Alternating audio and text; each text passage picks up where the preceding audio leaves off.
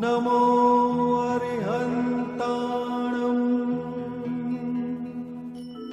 नमो सिद्धाणं नमो आयर्याणं नमो वज्जायाणं नमो लोये सव्वसाहुणम् एसो पंच नमुक्कारो सर्वपावपणासनो मंगलाणं च सव्वेसिं परमं हवै मंगलम्। पवित्र तन रखो, पवित्र मन रखो, पवित्र मन रखो। पवित्रता मनुष्यता की शान है, पवित्रता मनुष्यता की शान है।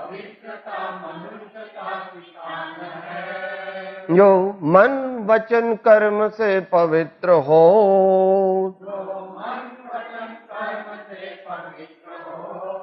जो मन वचन कर्म से पवित्र हो, जो वो चरित्रवान ही यहाँ महान है, वो चरित्रवान ही यहाँ महान है। पवित्र तन रखो, पवित्र मन रखो, पवित्र मन रखो, पवित्र मन रखो, पवित्र मन रखो। ओम घोरम बिंदु संयुक्तम नित्यं ध्यायन्ति योगिनः कामदं मोक्षदं चैव ओंकाराय नमो नमः। परात्पर गुरुवे नमः, परम प्राचार्य गुरुवे नमः, परम गुरवे नमः। ओम।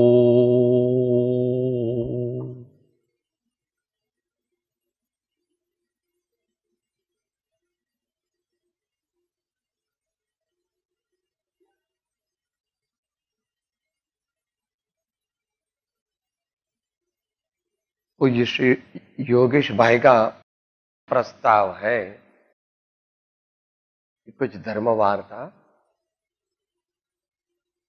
हिंदी में की जाए।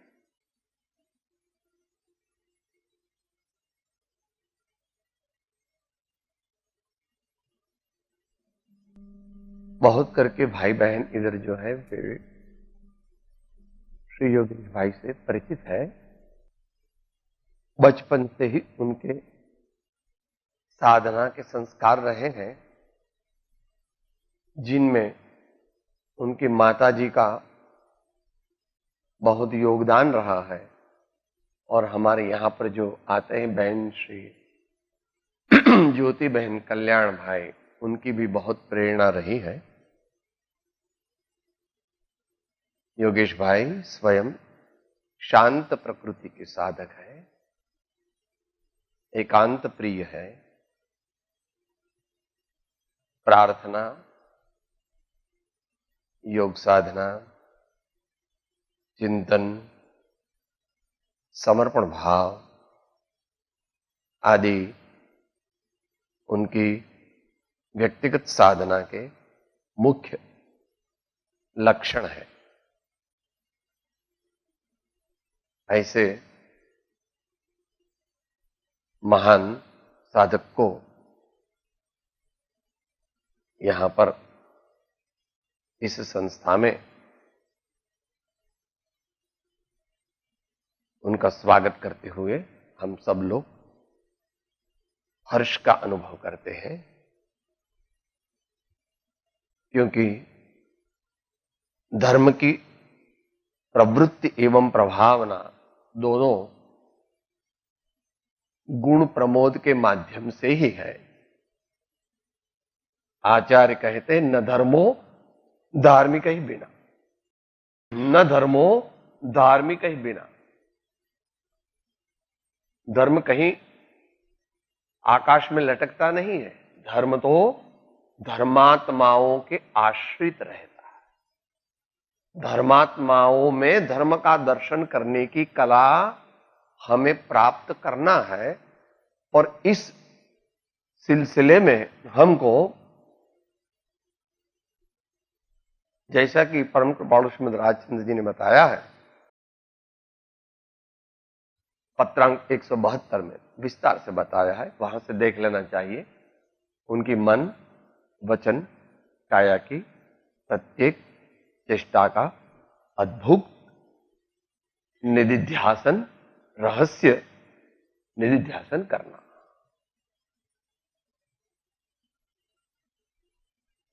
तो धर्मात्माओं का मिलन ही धर्म का मिलन है, और धर्म का मिलन होने से धर्म की भावना दृढ़तर बनती है, धर्म के संस्कार, धर्म का वातावरण प्रगाढ़ बनता है, और अपने वेव्स को वो समाज में भी फैलाता है, आजू बाजू के वातावरण में भी फैलाता है। इसलिए इस भरत भूमि में, भारत की भूमि में बहुत प्राचीन काल से तीर्थंकर भगवंतों का समवसरण भी रहा है, आचार्यों की सभाएं भी रही है, धर्म सभाएं, और ऋषि मुनियों के आश्रम भी रहे, और अब भी देशकाल के अनुसार चल रहे हैं। तो इतनी प्रस्तावना के साथ प्रासंगिक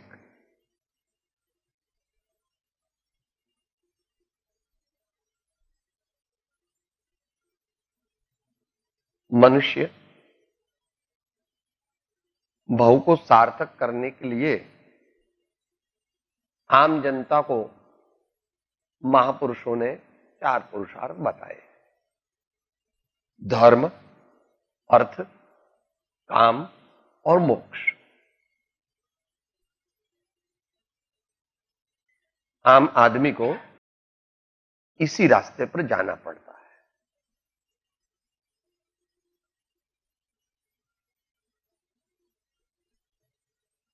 मगर जब इसका अनुक्रम हम गहराई से सोचते हैं तो धर्म को पहले रखा है। जीवन की जो कोई भी प्रवृत्ति हो वो धर्म को, यहां धर्म का मायना है आध्यात्मिकता, क्योंकि धर्म उसके मूल स्वरूप में आध्यात्मिक है। धर्म के बहुत पहलू हैं, धर्म की बहुत व्याख्याएं हैं, मगर धर्म का प्राण क्या है?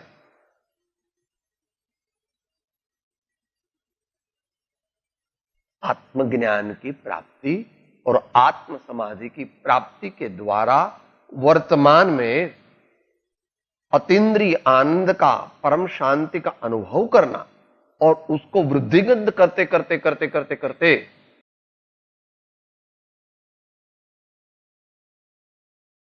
परम समाधि का अनुभव करना। शास्त्र भाषा में बार बार निर्विकल्प समाधि का अनुभव करके निर्बीज समाधि के माध्यम से आत्मा के साथ लगे हुए सभी कर्मों को जला करके कैवल्य दशा की प्राप्ति करना, यह हमारे साधकों के जीवन का अंतिम ध्येय।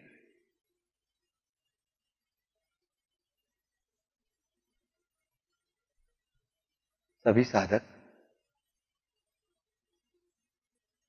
पृथक पृथक संस्कार लेकर के आते हैं।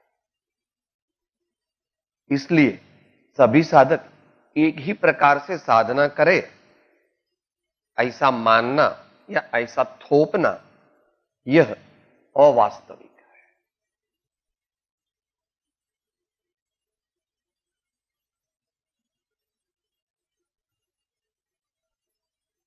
अपने अपने पूर्वभव के संस्कार एवं वर्तमान गुरु परंपरा और पुरुषार्थ की दिशा और दशा दोनों को विचार करते हुए महापुरुषों ने मुख्य 4 साधन बताए।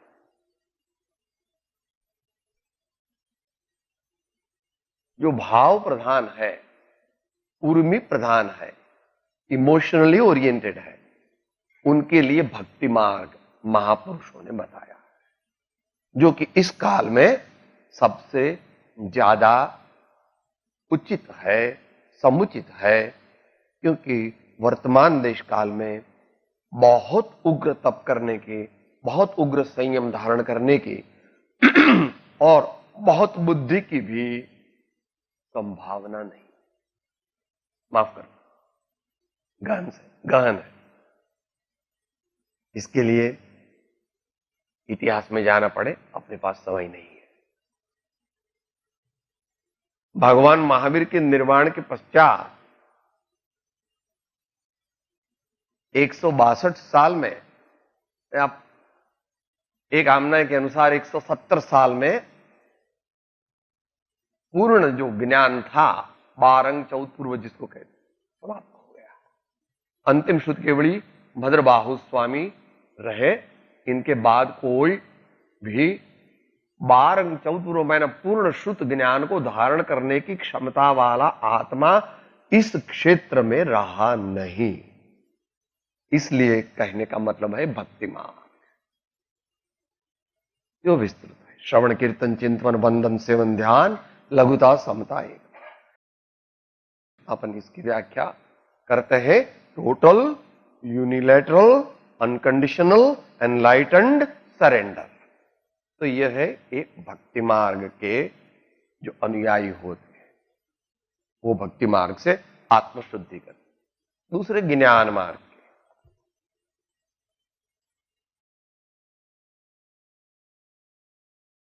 आत्मा अनात्मा का विवेक करके आत्मिक भावों को बढ़ाना और भेद विज्ञान के माध्यम से, भेद विज्ञान के अभ्यास से अनात्म भावों को अपने जीवन में से बाहर निकाल देना, ज्ञान मार्ग, विवेक ज्ञान, श्रवण मनन निधिध्यासन।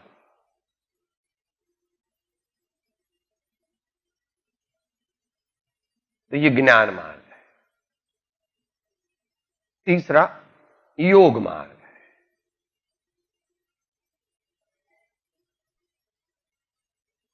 योग मार्ग में सबसे ज्यादा भारतीय परंपरा में योगदान महर्षि पतंजलि का रहा है, और उनका लिखा हुआ योग दर्शन जो है, उसके यम नियम आसन प्राणायाम प्रत्याहार धारणा ध्यान और समाधि, ऐसा जो अष्टांग योग है वह अति प्रसिद्ध है, सर्वमान्य है, और हरिभद्र सूरि जैसे आचार्यों ने भी योग दृष्टि समुच्चय आदि शास्त्रों में उसका अनुसरण किया है। और इसका गुजराती 8 दृष्टि की सज्जाए, ऐसा करके श्री यशो विजय जी उपाध्याय, श्री यशो विजय जी महाराज ने किया। अपनी अपनी कक्षा के अनुसार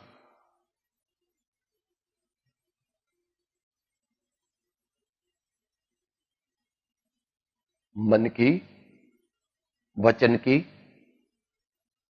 काया की पवित्रता को बढ़ाना, स्थिरता को बढ़ाना, उपशांत होना और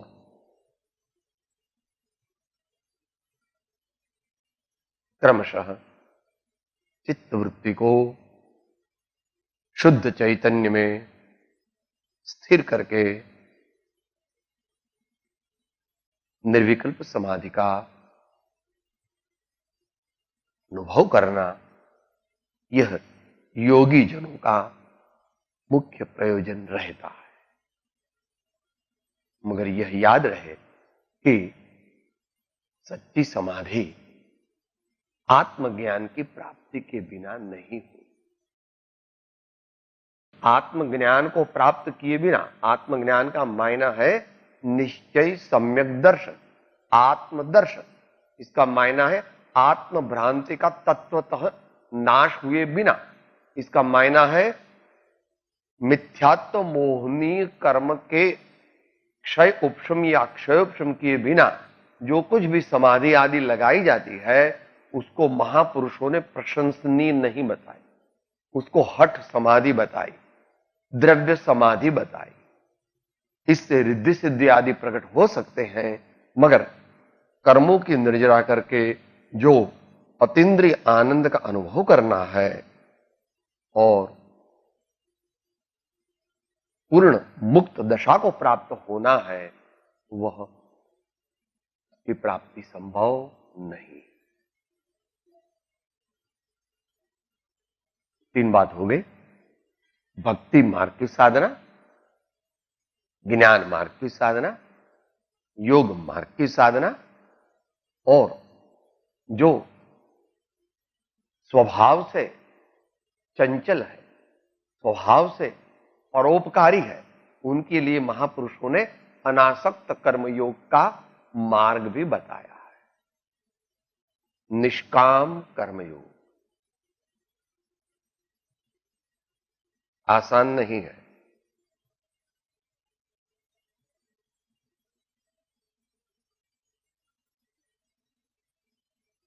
सेवा करना, परोपकार करना, किंतु निस्वार्थ रहना, निस्पृह रहना, फल की इच्छा नहीं करना, इस लोक में प्रशंसा, सत्कार, आदर, फेम, इसकी इच्छा नहीं करना, और परलोक में स्वर्ग आदि के सुखों की भी इच्छा नहीं करना, इस प्रकार का अभिगम रहना बहुत कठिन है।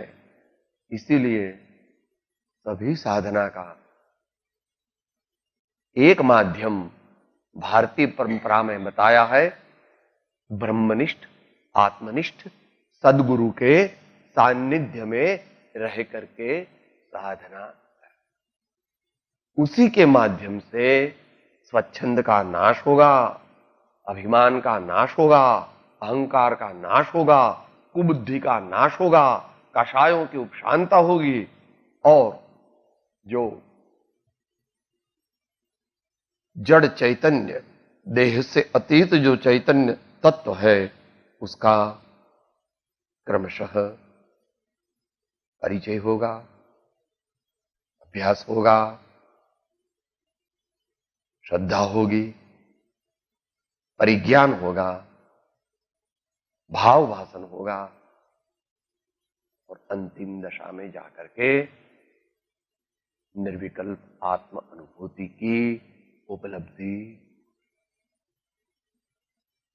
बस भाष्य का आग्रह था कि कुछ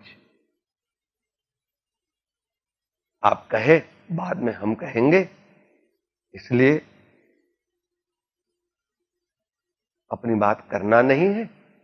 अपन सभी योगेश भाई को सुनने के लिए ही इधर इकट्ठे हुए हैं। मार्ग बाहर में 4 दिखते हैं, मार्ग तो एक ही है।